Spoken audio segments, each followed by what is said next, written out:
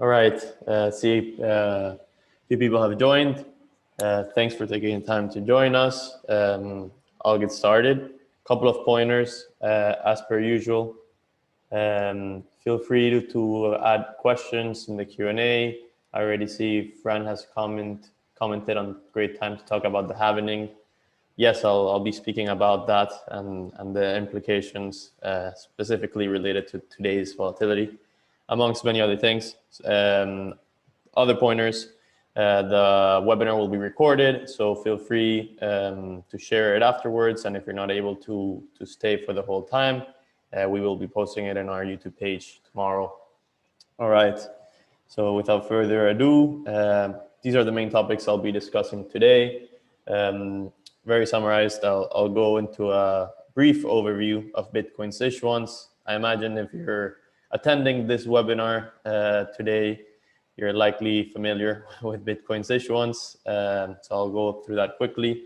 Then I'll talk about specifically Bitcoin mining, stock to flow, and other supply and mining indicators, as well as demand indicators from the other side of the equation, and key catalysts. And finally, given today's move, I'll have a couple of minutes to talk about the recent crash, which I expected a lot of questions from. So yes, I already actually have a question about that. I'll answer quickly, but I'll proceed after, since I'll talk more about the crash later. So Rain is asking what happened with Bitcoin transaction fees in the future. So transaction fees are likely to be the main source of income for miners at some point as supply block subsidies decrease. I'll get into it in more detail right now. Before that, as per usual, quick update about IntoTheBlock. So we've launched a few partnerships, as you guys know, with Monetora The Ledger, and we were very excited to announce our partnership with Business Insider. We're now powering analytics in their Markets Insider data. This is a great push both for us as a company and for crypto overall, for more data to be available in mainstream outlets and build more credibility for the industry. Let's carry on to the main topics for today. So as I mentioned, just to make sure we're all on the same page, I'll clarify the main Bitcoin supply metrics. So as you guys know, probably, there's maximum 21 million Bitcoin supply and roughly 18.7 circulating right now. That's approximately 89% of the total supply is already in circulation. So the majority of it has been mined already. New supply is issued through miners in proof of work. So essentially, by solving the SHA-256 algorithm, miners are validating transactions, making sure there's no double spends, and the transactions are going correctly from one address to the other, validating all those transactions. And because of their services, the computing power that they contribute to the network, they're essentially rewarded with what's known as the block subsidy or the block rewards. And it creates incentives essentially for Bitcoin's blockchain security. At the moment, the block rewards dropped to 6.25 BTC since the previous halving. So every 210,000 blocks, the amount of Bitcoin rewards decreases by 50%. It started at 50 BTC, then 25, then 12.5, now 6.25. So as you guys know, it's very well known, and it's been a highly anticipated topic for those in the industry, as many believe it can have direct implications on the price and growth of Bitcoin in general. I'll dive more into that later. All right, so visualizing these subjects, we can see here that the block subsidy drops 50%, as I was mentioning, and the supply increases, decreasing by 50% every time. The issuance, sorry, up to the point of 21 million BTC, which is expected to reach around 2,100 I believe, 2120, that the year. So we still have got about 100 years to go. But as you guys can imagine, the block subsidies will get lower and lower, and I believe they'll get less relevant over time. More on that in the coming slides. Before that, though, I want to talk about the value and essentially the security provided, the base infrastructure for Bitcoin. So one of the key characteristics of miners is that they provide an immutable ledger, meaning that it can't be modified or tampered with. So once it's in the blockchain, it's there. It's proof that it's that the transaction occurred, and therefore it can't be changed. And this is a key characteristic for Bitcoin, since it creates essentially the possibility to distribute trust among the network of people or nodes without having a central intermediary. And it's very powerful for blockchain technology in general. As a result of being validated by a network of entities and nodes and people all over the world, it becomes censorship resistant, meaning that one government or entity in somewhere in the world, even if they try to say, no, Bitcoin can't be transacted here, it's very, very hard for the whole network to be impacted. So it might drop in one part of the world, even if they try, it might not be working longer term. The point is the network continues to work, and there's actually incentives for people to add more capacity, for miners to add more capacity if one side of the world has issues and whatnot. So the network is completely open. It can be validated by nodes all over the world. We ourselves at IntoTheBlock run nodes on the blockchain and provide the data to our end users. And Bitcoin, as you guys know, is provably scarce. Is the first version, I believe, of digital money that proves a double spend issue, which essentially creates the capacity for a digital object to be at only one place at a time, whereas before, one digital asset, or I don't know, like an image, could be multiple places at once. Whereas in Bitcoin, it's there, and there's proof that there's only one Bitcoin or whatever quantity in X wallet. Okay, so based on that, I wanted to dive in more into the mining evolution. So as mining, the miners contribute their computing power, as I was mentioning, to validate all these transactions. They create the base for network security. So once it's secure, this also drives demand because people feel more comfortable using Bitcoin as it becomes more secure. There's more resources being devoted to it. So it starts generating a feedback loop towards broader adoption, which I kind of explain here, is that as the network is more secure and more valuable, there's essentially incentives for miners to keep on working and contributing their computing power. So this, in turn, drives specialization. So I was not lucky enough to start mining Bitcoin on my CPU, but some were. And then as the network became more valuable, this incentivized the transition into GPUs, then FGPAs, and application-specific now ASICs that are very highly specialized just for mining. And of course, they initially are more efficient at mining Bitcoin, but then in turn, there's a next generation of ASIC chips and devices that have been coming into market as the network becomes more valuable. So this prolongs this feedback loop that helps the Bitcoin network, even in spite of times of volatility and halvings. A key measure tied to this is the hash rate, which is the aggregate computational power from all miners connected to the Bitcoin blockchain, mining Bitcoin. And as I sort of implied, the greater the hash rate, essentially the greater the network security. And this is the case because as more resources are devoted to the network, it becomes more costly to attack it. So if there are, I believe, something like 190 terahashes at the moment in hash rate, which might not sound very interpretable, but in terms of electricity, it's as much as the country of Argentina, and in some cases even greater.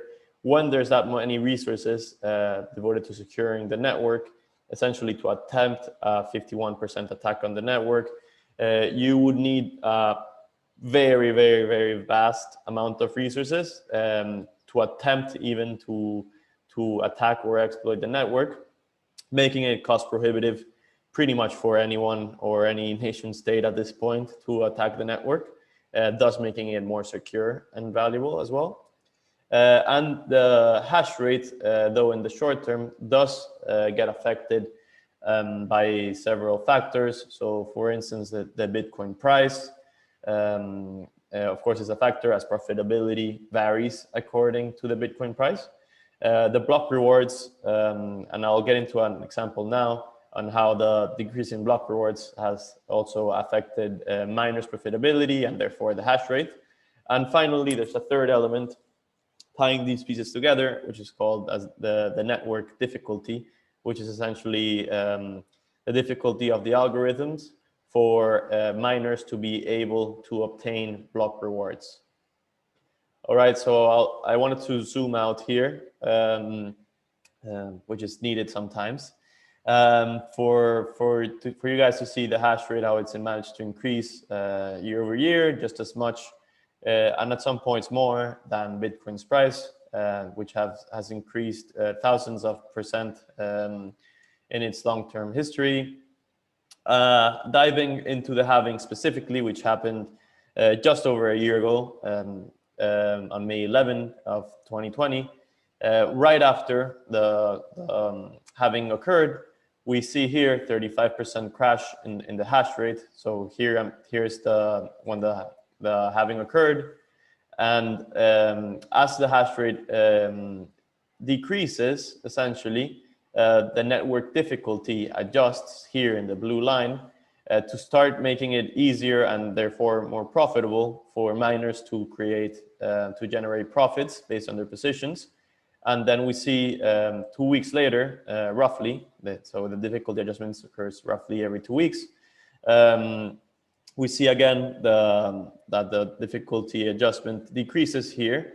So it's not shown in the graph, but I pointed it to display this. And right after, the hash rate increases back to pretty much the levels that they were before the halving. And this is very relevant. And also, I'll tie it back into recent volatility, because if the network and the profits for miners are to fall drastically, as happened here, the network has incentives and adjusts in order for the network to continue being secured, as can be shown in this example. I see we're getting a couple of messages here.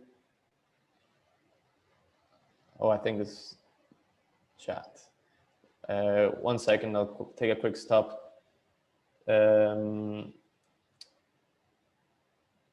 Yes, hi Robert. We will be recording the webinar. No worries, and I'll keep an eye on more questions. We'll be posting this on our YouTube channel tomorrow. All right, so a very relevant topic now, which I've been a skeptic of for a while, is stock to flow. But before diving into my opinions here, I'll explain it. So stock to flow has been a traditional indicator to measure literally the amount of supply circulating for a specific asset, traditionally for commodities, over its yearly issuance. So in crypto, this gained a lot of traction, particularly for the model known from the pseudonymous Plan B, which simplifies this growth in a model that essentially claims to predict the price of Bitcoin based pretty much solely on the stock to flow. And in theory, even though it's partially the case,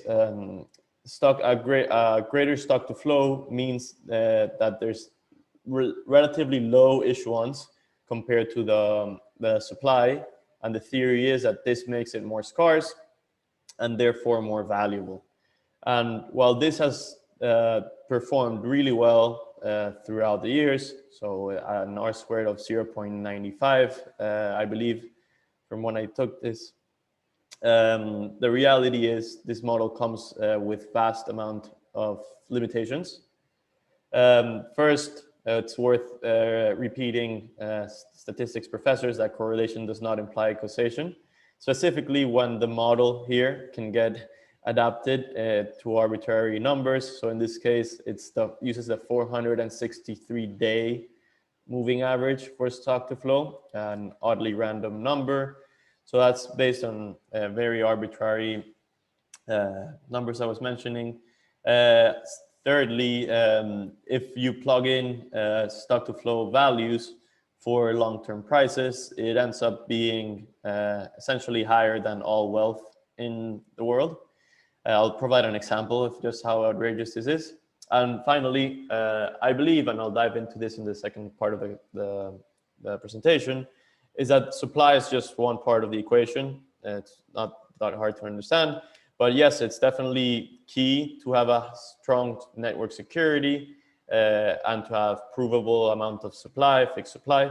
It's definitely beneficial, but I believe that as more times goes by, and the data shows this, the halvings are likely to become less and less relevant. So in terms of the example, I wanted to provide this for stock to flow long-term projections. 7 years from now, after the 5th Bitcoin halving, Bitcoin's already expected to reach a price, according to the model, of 17,562,000, which is a market cap of 363 quadrillion. Yes, I think even if some people believe that it could reach these levels and in the next short term, it's definitely not likely to last long term. And as a matter of fact, the stock to flow model might be debunked probably as of today with the recent crash. We'll see. It's also unfalsifiable, as Vitalik says. Either way, as the circulating supply, as the issuance drops to zero, it's expected to go to infinity, which again proves a bit nonsensical. And just showing how increasingly irrelevant miners are in terms of volume activity. They contribute only about 0.06%. So this is a logarithmic scale. So the amount of Bitcoin produced per day, which is approximately 900 BTC, is roughly, I think it's like 60 million per day, which in comparison to the total volume, on-chain volume, is 0.06%. So as you guys can tell, it's a very, very small percentage. And even though mining is still essential for security and for proving, validating transactions and verifying that the supply is provably scarce, the reality is that the halvings make it less and less relevant in terms of price impact, at least directly. And now I wanted to dive into demand indicators to not leave you hanging on just saying that stock to flow is useless. So there's a lot of ways to sort out this demand. I would classify it as 3 different types of demand. That from new entrants, demand from existing players, and finally institutional demand, which of course ties into both of these previous categories. We've observed, this is a chart I like to point out frequently, is the unspent transactions output age. This graph shows the percentage of supply that is held by addresses in a particular time range. So in this case, addresses that are, the colors between red to yellow are relatively short-term addresses that have hold between less than a day to up to 12 months, and longer addresses that have been longer for longer time, as tracked through the Bitcoin UTXO, show colors from green to blue. And what we've observed throughout the Bitcoin cycles is we see a peak in short-term activity. So here, I believe, was the first time in late 2013, November, that Bitcoin reached over 1,000, and we see a peak in short-term activity with high dominance from the short-term addresses, and then this supply shifts. So a lot of these players, of course, leave, but a significant amount, I would argue, possibly a majority of them, end up transitioning from short-term holders into long-term holders, and therefore we see the green and blue waves have a greater percentage of the supply. And then again, we see the renewed interest from short-term players, and the cycles continue. So we saw it here, for instance, in February, that the short-term interest increased significantly, and it has since dropped and cooled off as price has decreased. So as you guys might expect, demand from new entrants is typically tied closely to price. So when Bitcoin increased, I believe something like 40% in February, unsurprisingly, we saw the highest amount of traders that's been recorded since the peak in 2017. And it's since cooled off, and we see in May specifically cool off even further as price crashes. Another way to put this is the new addresses. So the new addresses being created has also decreased significantly as price continues to decrease.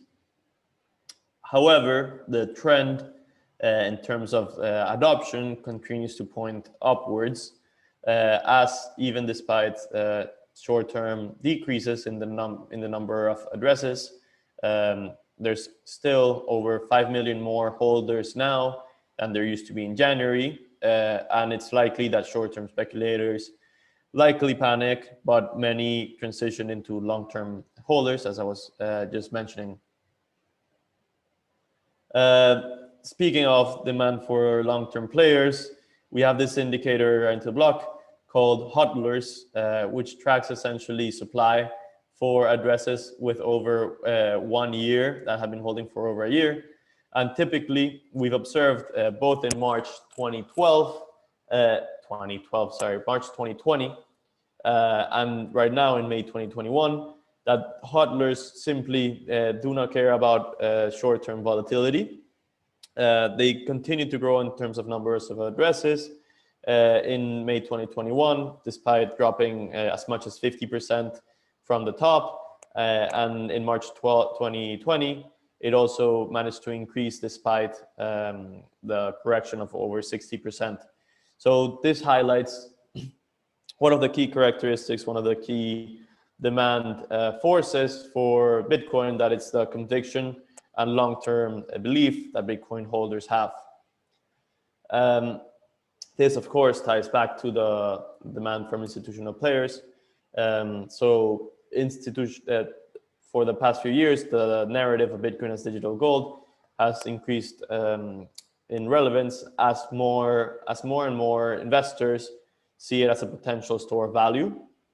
And as I was mentioning, this trend towards more long-term holding essentially propels this belief of Bitcoin being digital gold, since it manages to essentially show the conviction and the belief that the long-term players continue to hold, and makes it sort of a self-fulfilling prophecy that as more and more people believe it, value can be essentially transitioned from the fiat world into a digital outlook.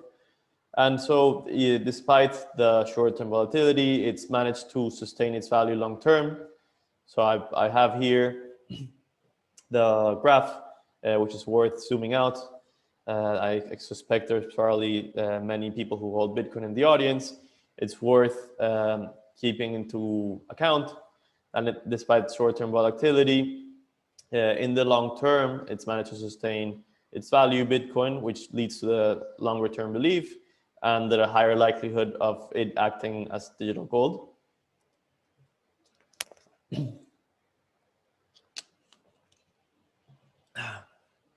Excuse me. And so therefore, this has managed to increase institutional adoption within Bitcoin significantly. And a proxy that we like to use at IntoTheBlock is the volume in transactions of over 100,000. Of course, it's not a perfect indicator, but it still manages to capture, and this is on chain, so it's harder to get leverage on chain than on derivatives, for instance. So it tracks closer the amount of transactions coming from either whales, large players, or institutional players. And we see the percentage in institutional demand, the percentage that large transaction volume makes out of the total volume has increased from nearly zero in the beginning to over 99% as Bitcoin matures into an asset that's more widely accepted. And we've also seen the trend into Bitcoin in treasuries, of course, with MicroStrategy leading the way and buying more and more Bitcoin in every dip. And finally, I wanted to take a couple of slides, given that Bitcoin just crashed about 50% and Ether as well. I wanted to clarify some aspects of the current situation and current circumstances affecting Bitcoin. The reality is that many dove right into Bitcoin in 2020 and early 2021, and the price has managed to increase at a faster rate than in 2017. So a few years ago, people were expecting that as the market cap becomes larger and larger, it'll take longer for Bitcoin and crypto in general to reach higher highs. This was not the case. So there was a high wave of speculation in Bitcoin as well as in stocks, which led to Bitcoin to grow from 20,000 to 60,000 within 3 months. So managed to triple, and its market cap went from, I believe, like 300 billion to over 1.2 or something like that. And this, of course, has been also driven by a high amount of leverage and liquidations in the shortfalls. And in terms of short-term news and potential catalysts, we've seen, of course, the Elon Musk debacle, where Tesla's no longer accepting Bitcoin payments.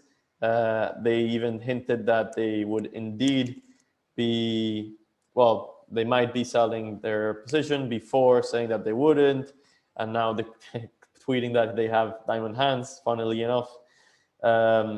There's also been the China FUD regarding that institutions are banned from doing financial transactions in crypto. This is just them literally reiterating what they had said back in 2017, which also crashed markets. So it's just like an official reiteration of the news, and somehow it's managing to create panic. And there's also investigation into Binance, for which they're actually collaborating on the investigation. So these news also a lot, the title can be misleading in both cases, probably all three. And the only one legitimate concern that I think Bitcoin has yet to prove as is an inflation hedge. So this ties back to the digital gold narrative. And the reality is inflation in the US has been increasing to roughly 4%, I believe, on a yearly basis. And as essentially this takes a toll on predicted values accrued by companies. Companies have crashed, and along with it, Bitcoin, while gold has managed to increase, as well as many other commodities. So there's a bit of short-term doubt there on whether Bitcoin can actually managed to fulfill that role as an inflation hedge as well. And I think it's one of the biggest challenges to watch out for in the short term, though I think it's definitely possible. And just to quantify the craziness of the crash, we've seen over 8.5 billion worth of liquidations in the largest markets, as much as 67 million in a single position, and perpetual swaps have seen across all perpetual swaps and derivatives exchanges over 190 billion in trading volume.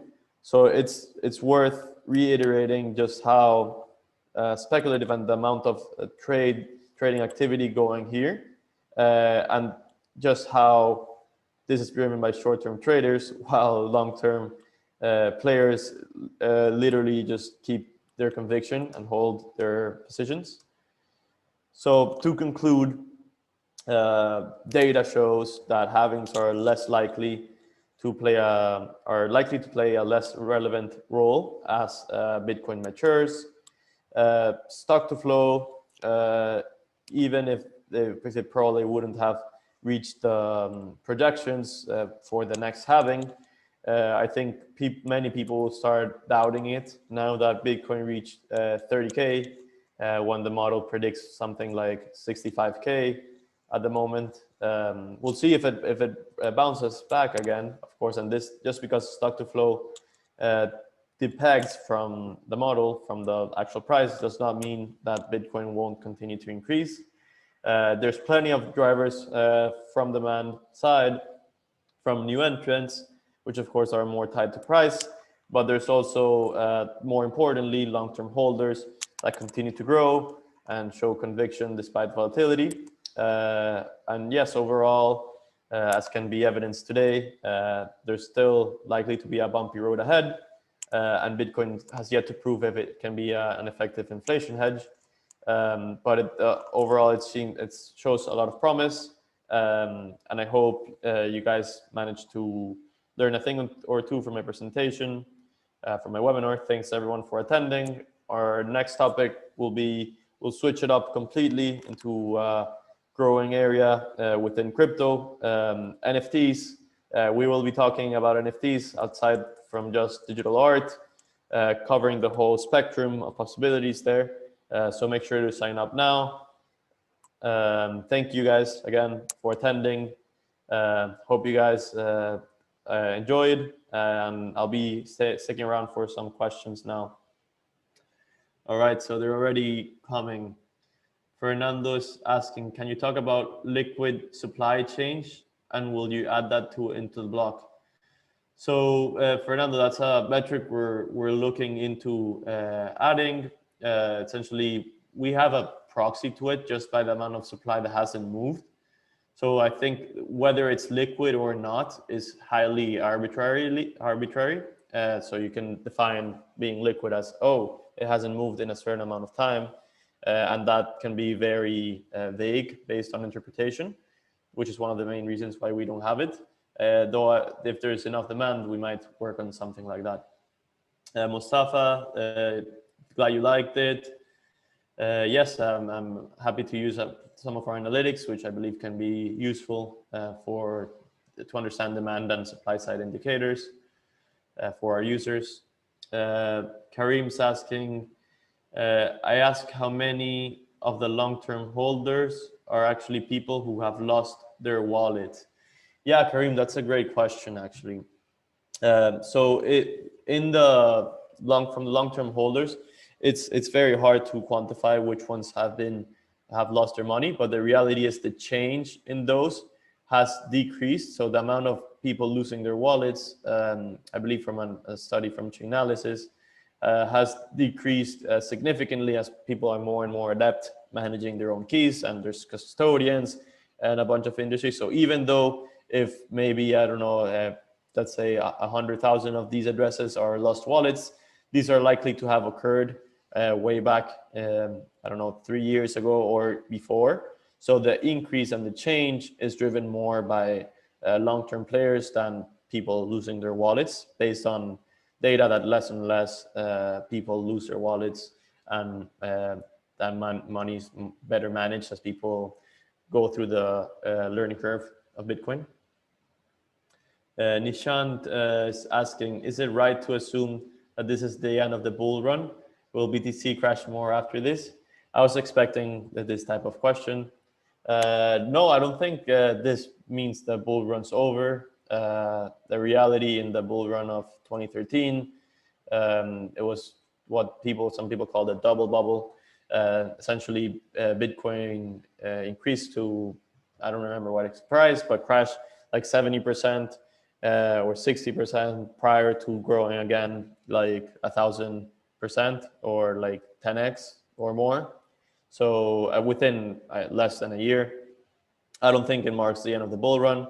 As I was saying, crypto markets did grow faster than many would have anticipated. So it grew faster than 2017.